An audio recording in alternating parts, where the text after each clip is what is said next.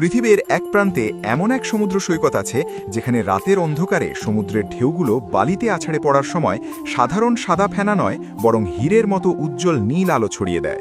দূর থেকে দেখলে মনে হবে আকাশের কোটি কোটি তারা যেন দলছুট হয়ে সমুদ্রের জলে এসে মিশেছে।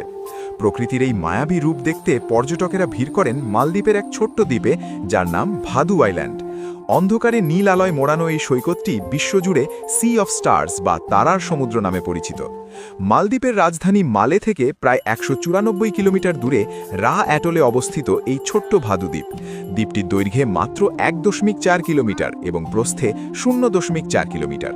মাত্র ৫৫০ জন মানুষের বসবাস এই দ্বীপে, কিন্তু আয়তনে ছোট হলেও এর রূপের খ্যাতি বিশ্বজুড়ে।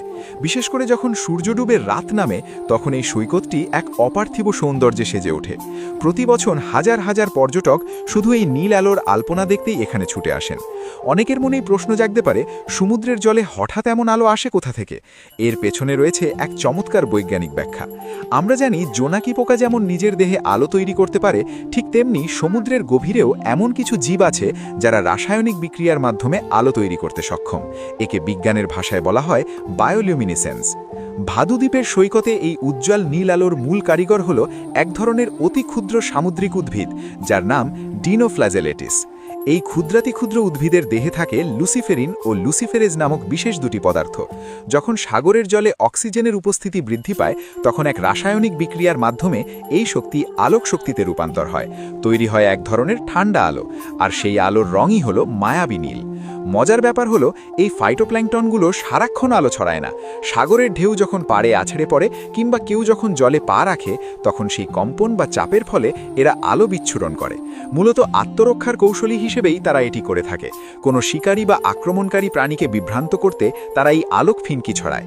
আর হাজার হাজার ফাইটোপ্ল্যাঙ্কটন যখন একসাথে এই আলো বিচ্ছুরণ করে তখন পুরো সমুদ্রের পার মনে হয় নীল আলোর চাদরে ঢাকা পড়েছে। পৃথিবীর আরও বেশ কিছু জায়গায় যেমন ক্যারিবিয়ান দ্বীপপুঞ্জ বা অস্ট্রেলিয়ার কোনো কোনো সৈকতে বায়োলিউমিনেসেন্স দেখা যায়, তবে ভাদু আইল্যান্ডের বিশেষত্ব হল এর আলোর তীব্রতা এবং স্থায়িত্ব। এখানকার সৈকত থেকে সাগরের অনেকটা দূর পর্যন্ত এই নীল আভা ছড়িয়ে থাকে, যা পর্যটকদের এক ঘোরের মধ্যে নিয়ে যায়। জোনাকি বা জেলিফিশের মতো অনেক জীব আলো ছড়ালেও ভাদুর এই নীল আলোর ফিনকি এখন বিশ্বের অন্যতম সেরা প্রাকৃতিক নিদর্শন হিসেবে স্বীকৃত। ভাদু দ্বীপ ভ্রমণ পিপাসুদের জন্য এক স্বপ্নের মতো জায়গা।